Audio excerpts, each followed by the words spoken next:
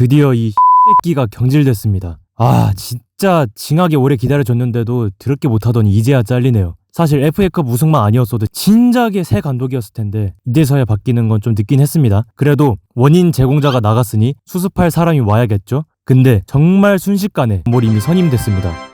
많이들 아시다시피 스포르팅을 이끌며 리그 우승도 하고 유럽 대항전에서도 꽤나 인상적인 모습을 보였던 아모림인데 과연 어떤 전술을 사용할지, 맨유에서 어떻게 스쿼드를 운용하게 될지 알아보도록 하겠습니다.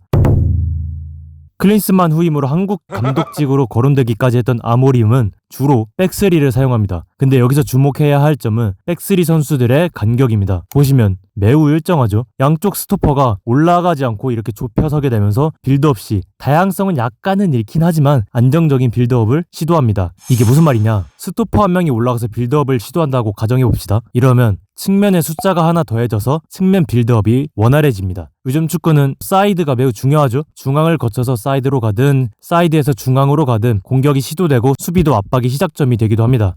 근데 스토퍼가 측면이든 중앙이든 올라가지 않고 후방에 위치한다면 앞서 말한 장점을 발휘하기 힘들지만 뒤가 안정적이기 때문에 빌드업 시 공을 뺏기더라도 수비하기 용이해집니다. 그럼 아모림은 어떻게 빌드업을 시도할까요? 여러분들이 많이 아시고 좋아하시는 3위 빌드업을 시도합니다. 근데 여기서 중요한 건 방식이에요. 그냥 3위 빌드업을 한다고 하면 끝이 아니잖아요? 왜? 어떤 식으로 시도하는지가 중요합니다. 아모림은 최후방에 있을 땐 골키퍼를 활용하면서 스위퍼를 한 칸 올려 빌드업을 시도하는데 박스 밖에서는 이렇게 하긴 다소 부담스럽죠. 그래서 스토퍼를 활용하는 빌드업을 시도합니다. 여기 이렇게 3위 대형에서 스토퍼 위치가 보이시나요? 약간 멀리 떨어져 있죠. 프리맨이 되기 위해서 이렇게 포지셔닝을 가져가는 겁니다. 수비 방해를 받지 않고 볼을 받으면 당연하게도 압박감이 덜해지고 시야가 넓어집니다. 그래서 이렇게 포지셔닝을 하는데 수비가 가만 놔둘 수 없겠죠. 하지만 앞선에 2명의 수비형 미드필더가 가까이 있고 언제든지 압박을 나오면 공을 받을 준비를 하고 있기 때문에 수비는 압박하러 가는데 리스크가 생겨요. 근데 만약 과감하게 한 선수를 더 추가해서 스토퍼까지 견제를 시도한다? 그럼 상대의 라인 간 간격은 자연스럽게 벌어집니다. 그때 윙백이나 스트라이커에게 다이렉트로 패스를 해 공격을 이어나가면 돼요. 이런 상황이 나오면 상대 수비 라인은 그대로 노출되기 때문에 공격수가 공을 받았을 때 1대1을 시도하든 등딱으로 상대를 비벼먹든 공격할 때 크게 부담이 없어집니다. 이렇게 빌드업을 대충 알아봤으니까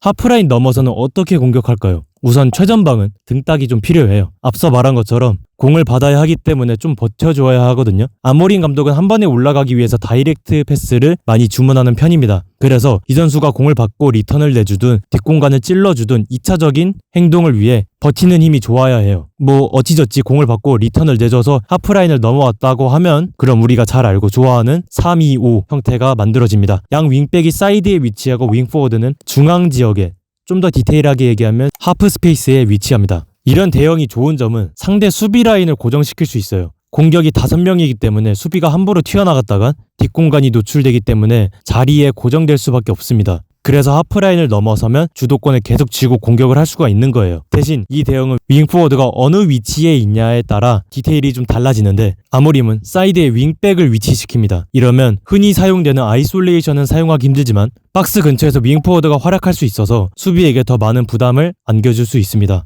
그리고 본인이 수비를 끌어모아 측면 윙백에게 크로스 타이밍도 만들어줄 수 있죠. 자, 여기서 키포인트가 하나 있는데 이 윙포워드, 이 선수가 공격에서 아주 중요합니다. 전방에 5명이 상대 수비를 고정시킨다고 했죠. 근데 수비는 아무리 못해도 공격수와 숫자가 동률이어야 해요. 그래야 안정적이거든요. 근데 한 명이 부족하잖아요. 이 점을 이용하는 겁니다. 프리맨이 되기에 아주 적합한 조건이에요. 윙포워드가 자유롭게 돌아다니면서 공을 받는 겁니다. 그래서 공을 받으면 드리블을 하든 패스를 하든 이 선수의 선택으로 공격이 다양하게 시도됩니다. 본인이 박스 근처에서 어그로를 끌어주면 측면에 공간이 생기고 그럼 그쪽 공간에 있는 선수에게 패스 아니면 자기가 상대 사이드백을 잡아놓고 우리 팀 윙백이 프리하게 만들기도 하고 이 선수의 선택에 따라 다양하게 공격이 시도될 수 있습니다. 아니 그럼 5백을 쓰면 되잖아 하실 수 있는데 그럼 이 선수가 깊게 내려간다면 따라가기 힘들겠죠? 이전 선수들도 따라가자니 자기의 마크맨이 있기 때문에 이래나 저래나 프리맨이 되기에는 매우 유리한 조건을 가집니다. 그리고 하나 더 간단하게 얘기하자면 공을 받고 리턴을 내줄 때 이 정면을 바라보고 있는 선수도 하나의 공격 옵션이기도 해요. 근데 요거까지 얘기하면 너무 길어져서 여기까지만 그냥 이 옵션도 있다 정도로 알아두시면 될 것 같습니다. 수비를 보시면 전방 압박은 맨투맨을 주로 사용합니다. 근데 너무 강하게 들어가서 공을 뺏겠다 이건 아니고 패스 옵션을 줄여버려서 상대에게 롱킥을 유도합니다. 이런 식으로 상대에게 50대 50 싸움을 거는 게 주 목적으로 전방 압박을 시도하는데 만약 측면에 고립됐다?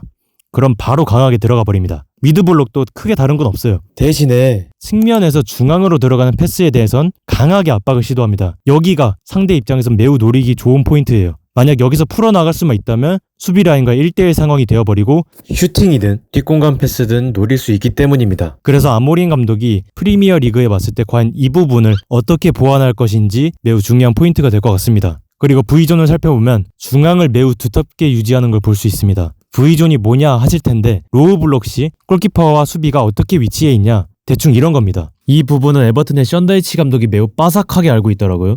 아무튼 돌아와서 측면을 내주더라도 중앙은 두텁게 해서 슈팅을 막겠다라는 의도가 보입니다. 하프 스페이스 공간은 중앙 미드필더가 메워주면서라도 중앙을 지키겠다는 확고한 의지를 볼 수 있습니다. 지금까지 전술을 살펴봤는데 고정은 아마 이 4명일 것 같아요. 근데 나머지는 솔직히 좀 애매해요. 오른쪽 스토퍼는 발밑이나 순간적으로 튀어나갈 줄 아는 선수여야 하는데 그나마 적합한 선수는 맥과이어? 근데 스피드가 느려서 마즈라위가 나올 수도 있지 않나 생각합니다. 그리고 더블 피벗은 마이누가 나올 것 같긴 한데 확실하지 않아요. 수비형 미드필더도 뭐 카세미루냐 우가르테냐 솔직히 비슷해서 경쟁할 것 같고요. 양 윙백은 달롯이랑 부상 복귀하면 루쿠쇼일 텐데 여기도 솔직히 경쟁 구도로 계속 가지 않을까 생각하고 2선 윙포워드는 개인적으로는 가르나초가 적합하지 않나. 하지만 다른 선수들도 각자의 장점이 있기 때문에 얘는 치우고 한 명은 빼고 예상이 잘 안 갑니다. 공격수도 마찬가지고요. 그래서 제 생각에는 아마 이렇게 주전이 나오지 않을까 하는데